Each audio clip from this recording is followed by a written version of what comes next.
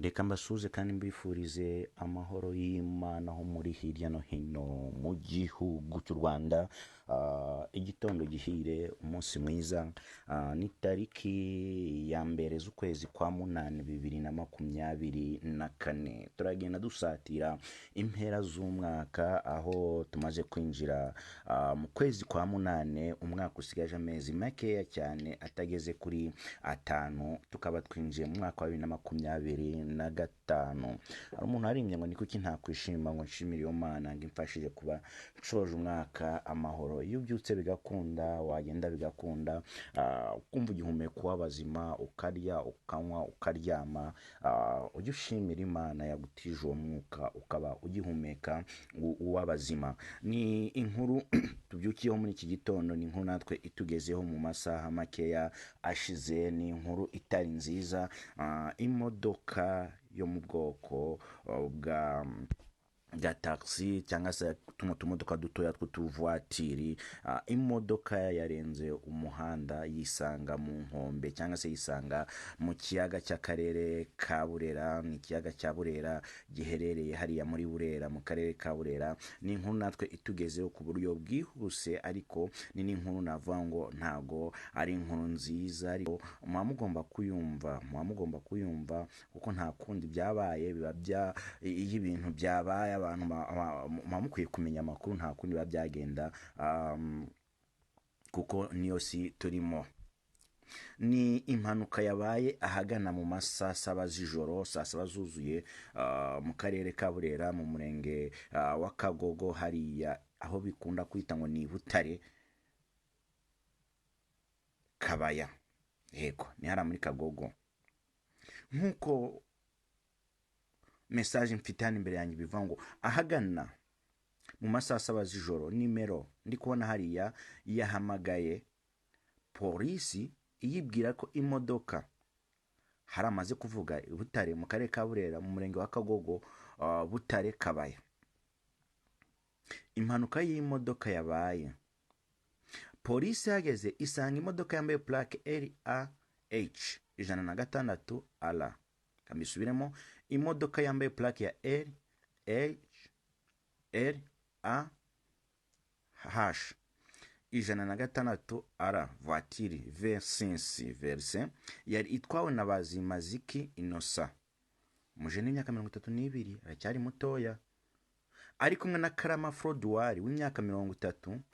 Bavaga mu centre ya Kinyababa berekeza Kidaho. Kinyababa ni umurenge nawo ukora ku mupaka hariya mu karere ka Burera, dore ko mu tugari tune Kinyababa, tugari dutatu twose dukoze ku mupaka w'u Rwanda na Uganda.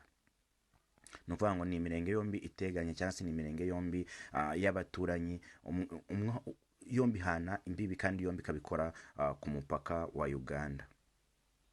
Bageze hari Ibutare ni hafi neza n'ikiyaga, ni ahantu hanahanamye, ni ahantu dore ko ni umuhanda abashinwa bari gukora, ni ahantu abashinwa cyakora nta kintu barakoraho nkurikije ukuntu mpazi, nk'ahantu hameze ho bari barahasimbutse bari bazahagaruka nyuma, cyangwa se kuko bagenda ukurikije ukuntu bagenda bakora, bagenda basimbuka cyangwa se bataruka. Bananiwe gukata ikorosi, imodoka irenga umuhanda irabarinduka igwa mu kiyaga cya Burera. Ibi bintu no gusenga Nyagasani. Ibi bintu hari ahantu nyamhareba nkavuga ngo abashinwa basoza gukora umuhanda, nta yindi modoka ibirindutse ngo igere hariya mu kiyaga. Tuzashimira Imana abantu bakora ingendo umunsi ku munsi hariya i Burera.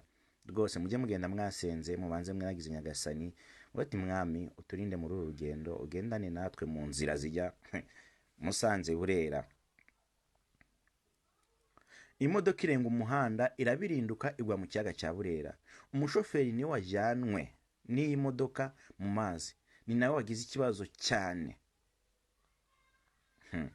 Iyo bavuze ngo niwe wagize ikibazo cyane, ariko ntawe bigaragara ko yakomeretse, ntiyigeze akomereka, nta gisebe afite, ariko yagize ikibazo cyane kuko urumva bamusanze mu mazi akiri mu modoka we, kuko abandi uwo bari kumwe ubwo yaciye mu kirahuri arasohoka ataragera mu mazi. Umushoferi niwe wajyanwe n'imodoka mu mazi, ni nawe wagize ikibazo ariko ntaho yakomeretse bigaragara.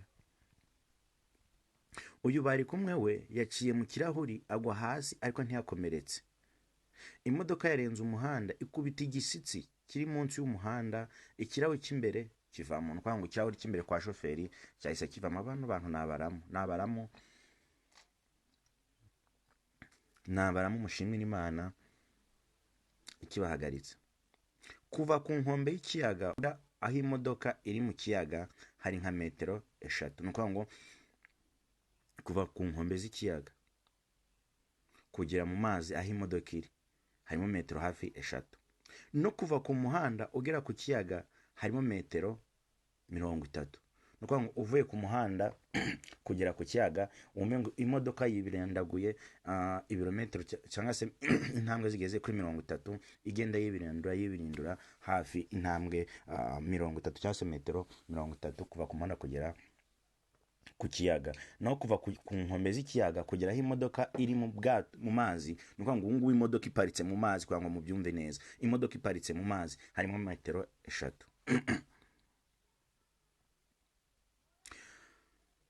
Babashije kubona telefone za shoferi ebyiri tushe